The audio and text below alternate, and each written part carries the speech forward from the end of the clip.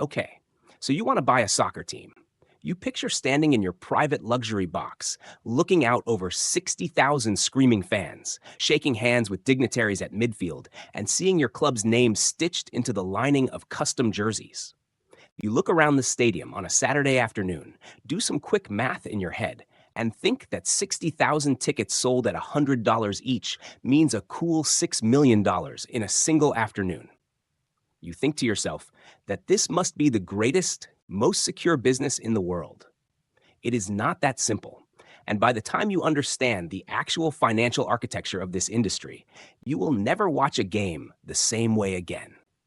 The strange and brutal reality of professional sports is that almost none of these teams make real money from playing the sport itself. Some of the most iconic clubs on the planet lose spectacular amounts of money every single year on paper. Recently, one elite European football club posted a staggering pre-tax loss of over $260 million in a single season. And its parent company recorded an even larger loss, north of $700 million, once the massive cost of assembling and maintaining the playing roster was fully accounted for. Yet, despite this massive financial hemorrhaging, the overall valuation of that very same club kept climbing, pushing past $4 billion. That is the central paradox of sports ownership.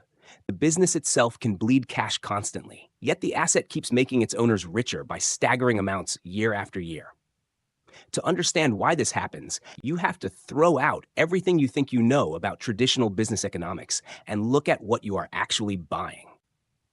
Most people assume that when you buy a sports team, you are buying a business that competes in an open market, but you are not. If you want to open a coffee shop or a restaurant in your city, you can find a vacant storefront, sign a lease, and start competing with the guy across the street.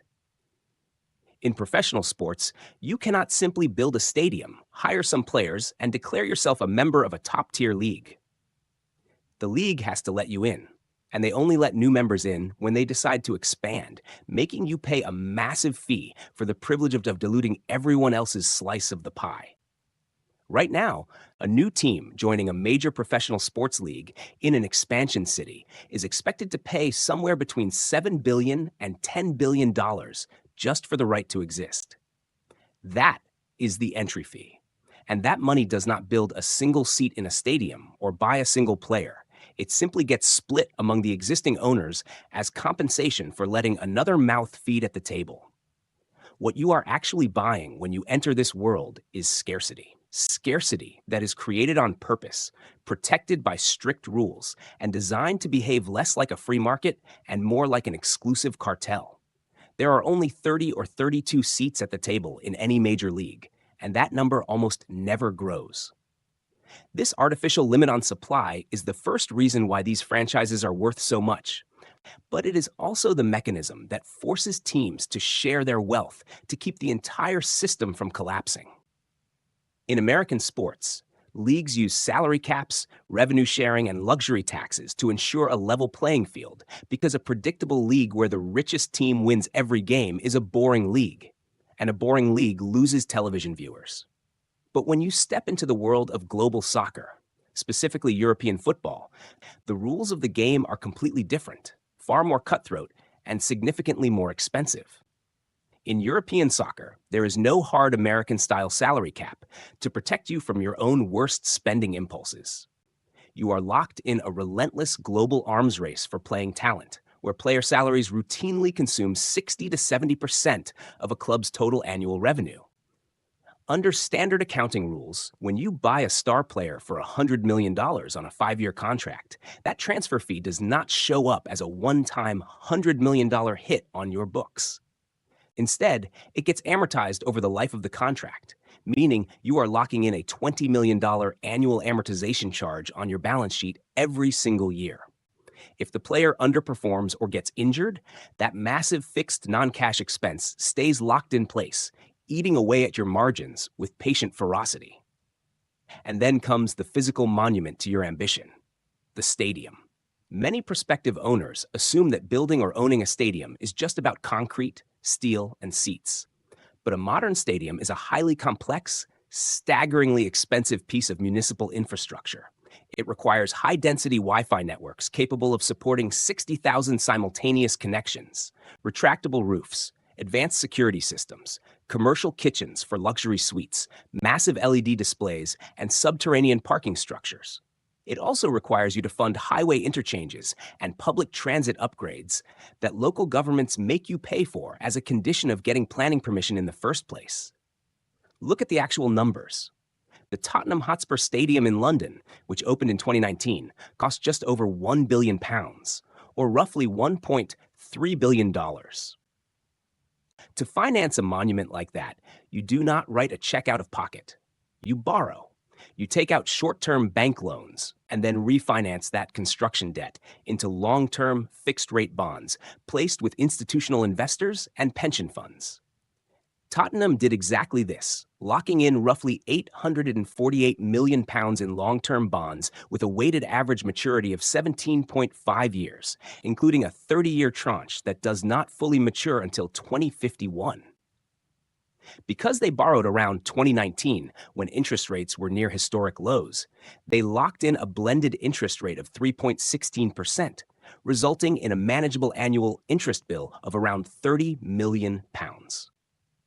Now contrast that with the current 2026 economic environment, where equivalent stadium bonds are pricing at somewhere between 7 and 7.5%, more than double what Tottenham paid. Right now, Manchester United is planning a brand new stadium to replace Old Trafford, with a capacity of 100,000 seats and an estimated price tag of between £2 billion and £3 billion. If they try to finance that project in today's high interest rate environment, the interest payments alone on that stadium debt would run between £130 million and £150 million every single year, before the stadium has earned a single dollar. Their current total operating cash flow does not even cover that interest bill, and that is assuming they can even secure the land. United is currently locked in negotiations with a freight rail company called Freightliner, which owns a critical site next to Old Trafford that the club needs for the expansion. Freightliner is reportedly demanding £400 million for that parcel, while United's original projection for the land was just £50 million. That is a £350 million gap before you have even poured a single yard of concrete. If you get the capital structure wrong on a stadium project, the results are catastrophic. Valencia's half-built new Mestalla Stadium is the ultimate nightmare scenario made visible. Valencia began construction on their state-of-the-art new stadium in 2007, but they ran out of money in 2009 and simply stopped. A concrete skeleton sat abandoned and rusting in the middle of the city for 16 years as a silent monument to financial overreach. Construction only finally resumed in January of 2025 after a complex $345 million rescue financing package was arranged by Goldman Sachs and La Liga. The stadium is now scheduled to open in 2027, exactly 20 years after the first shovel went into the ground. That is the stadium trap. The debt service is a completely fixed, immovable obligation that does not care whether your team is winning, losing, or playing in front of an empty stadium. Even when the stadium is built and open, the cost of simply existing is relentless. Matchday operations are an enormous logistical and financial burden. For a single home game, you are paying for thousands of private security stewards and police officers to manage 60,000 fans. You are paying for medical staff and paramedics on standby, ticketing personnel at every gate, and cleaning crews that will spend all night shoveling tons of rubbish off the concourses. You are running the floodlights, the massive HVAC systems, the concession kitchens, the scoreboards, and the point-of-sale networks simultaneously. A modern stadium uses between 7 and 15 million kilowatt hours of electricity per year. On a single match day, it burns through 50,000 to 70,000 kilowatt hours of power in roughly 10 hours, equivalent to the monthly electricity consumption of 60 average homes compressed into a single afternoon. The floodlights alone account for 15 to 20% of that energy consumption, with the HVAC systems eating up another 35 to 45%. Then there is the pitch itself, which is a highly temperamental living asset. A professional soccer pitch consumes around 18,000 tons of water per year through irrigation alone. Because modern stadium designs feature steep, towering stands that cast enormous shadows over the grass, natural sunlight cannot reach the field consistently, especially during the winter. To keep the turf alive, groundskeepers must deploy massive, industrial-scale arrays of high-powered LED grow lights that are wheeled onto the pitch and run continuously. Running a single high-powered grow light array costs roughly $185 per 12-hour cycle at commercial electricity tariffs, adding hundreds of thousands of dollars to your annual utility bill. And even with all of this meticulous care, the entire turf surface must be completely relayed every 1 to 2 seasons at a cost of up to $1.2 million per replacement. Add in multi-million-dollar annual insurance premiums to cover structural damage, commercial liability, and event cancellations, alongside the salaries of year-round facilities engineers, groundskeepers, and IT specialists, and you are looking at hundreds of thousands of dollars of fixed overhead every single month, whether it is the middle of the season or the slow summer break.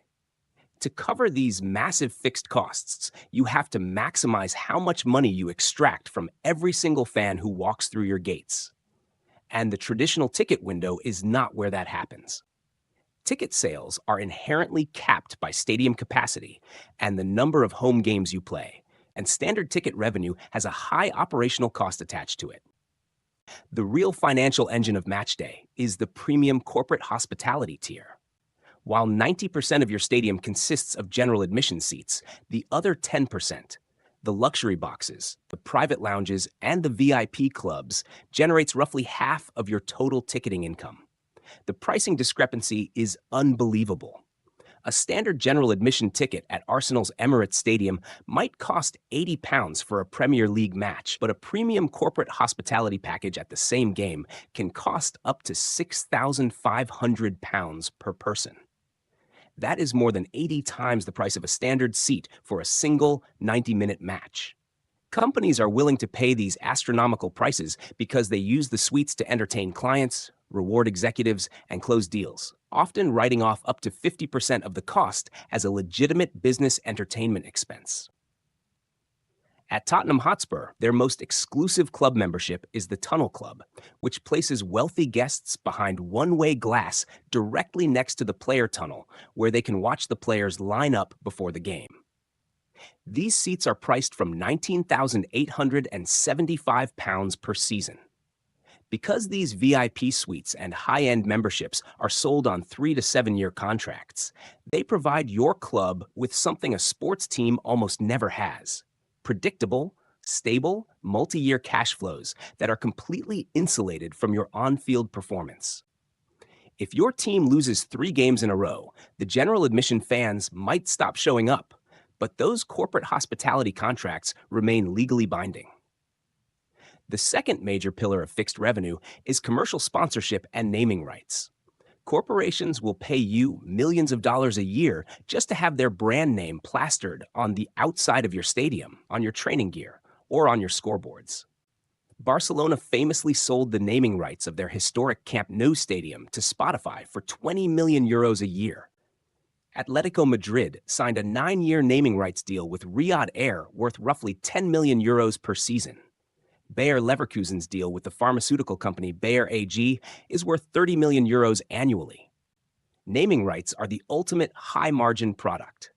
It costs you almost nothing to deliver. It cannot be skipped or muted by television viewers, and it lands in your bank account regardless of where your team sits in the standings. Valuation analysts estimate that Old Trafford's naming rights, if sold today, would be worth around $16.7 million per season, and that a brand new stadium on the same site could command close to double that amount. But even with corporate hospitality and multi-million-dollar naming rights, a stadium that only hosts 25 to 30 home games a year sits dark and unproductive for more than 330 days annually. While the stadium is empty, your debt service, property taxes, and staff salaries do not stop. To survive, you must turn your stadium into a year-round entertainment district where soccer is simply the anchor. This is the model that separates the highly profitable clubs from the rest. Tottenham Hotspur Stadium was designed from the ground up to be a multi-use entertainment venue. It features a revolutionary retractable pitch. The natural grass field sits on three massive steel trays, each weighing thousands of tons, which slide completely under the south stand to reveal a permanent synthetic turf field underneath. This allows the stadium to host major concerts, high-profile boxing matches, and regular season NFL games without destroying the natural grass used for soccer. The commercial impact of this versatility is staggering. In 2025, Tottenham Hotspur's financial accounts revealed that they generated £77.3 million in a single year, purely from non-football events. To put that in perspective, Chelsea Football Club's total matchday revenue from all of their soccer matches combined in that same period was £80 million. Tottenham generated almost as much money from hosting concerts and NFL games as Chelsea made from their entire football operation. Wembley Stadium provides another useful benchmark, hosting 42 major non-football events in a single year, with its corporate hospitality product alone generating £39.8 million, and total event revenue reaching £74 million. However, this multi-use versatility carries a hidden cost that few owners discuss. When you install a retractable pitch system, the grass sits on a relatively shallow substrate directly above a rigid steel plate. Real Madrid installed a similar system at the newly renovated Santiago Bernabeu, where the pitch is lowered in 6 sections into a climate-controlled underground cavern 25 to 30 meters below the surface, equipped with its own grow lights and irrigation systems. But in the 2 seasons following the installation of this retractable system, Real Madrid saw 7 of their core first-team players suffer serious season-ending knee injuries.